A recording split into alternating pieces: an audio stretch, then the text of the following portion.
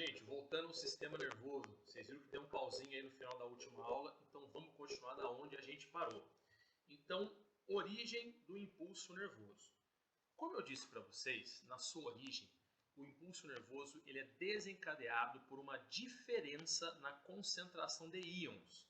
Os principais íons que estão relacionados nesse processo são os íons sódio, Na+, e os íons potássio, K+.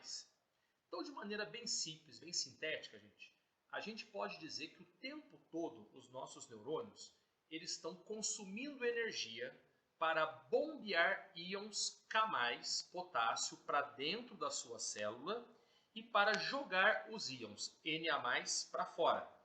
Então, muito potássio dentro da célula, muito sódio fora da célula.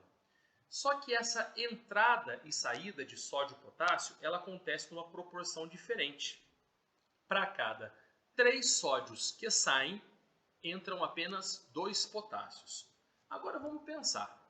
Se potássio e sódio, vocês que conhecem bem química, sabem que ambos fazem parte da família 1A.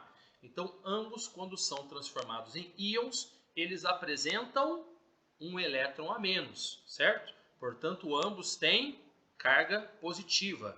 Uma carga positiva do sódio e uma carga positiva do potássio.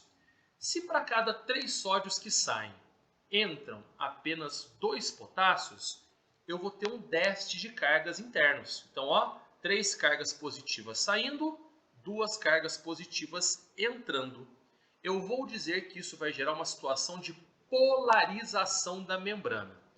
Vamos mostrar essa polarização na forma de imagem, gente. Então, olha só.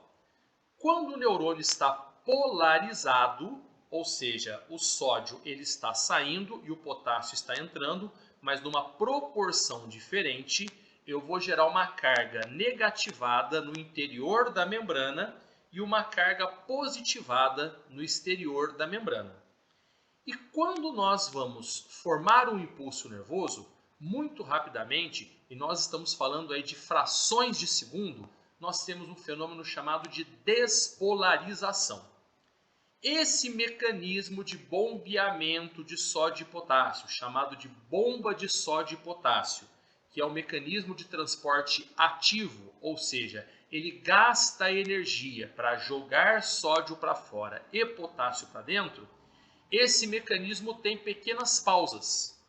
E nessas pausas, o sódio entra de maneira muito rápida, gerando um fenômeno chamado de despolarização. Então, a membrana que estava negativa por dentro, positiva por fora, ela vai ter uma mudança na sua carga, de forma que a carga interna vai se tornar positiva em relação à carga externa. Gente, se eu tenho uma carga saindo do negativo para o positivo, eu estou gerando uma corrente elétrica. E essa corrente, ela se propaga por meio do axônio, aquela fibra, né? Aquela estrutura alongada que forma os neurônios. E essa corrente elétrica se propaga. A otimização disso se dá pela bainha de mielina. Então, quanto mais bainha de mielina, mais concentrada e mais rápida vai ser essa corrida dessa carga elétrica, essa passagem dessa carga elétrica.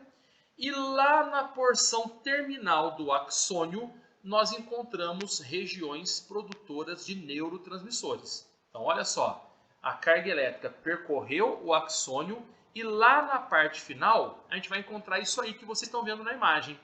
Nós encontramos as chamadas vesículas sinápticas. Elas são estimuladas por essa carga elétrica. E o que nós temos dentro dessas vesículas sinápticas? Neurotransmissores, substâncias químicas que vão ser liberadas pela porção terminal do axônio.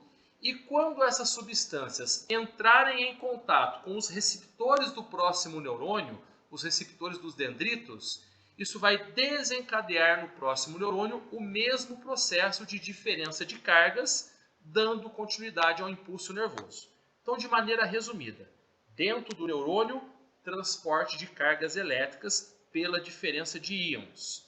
Na chegada do próximo neurônio, ele vai ser estimulado pelos neurotransmissores que foram produzidos pelo primeiro neurônio. Essa região, onde dois neurônios se encontram, vocês estão percebendo que eles se encontram, mas não se encostam, né? Existe entre eles um pequeno espaço que a gente chama de fenda sináptica.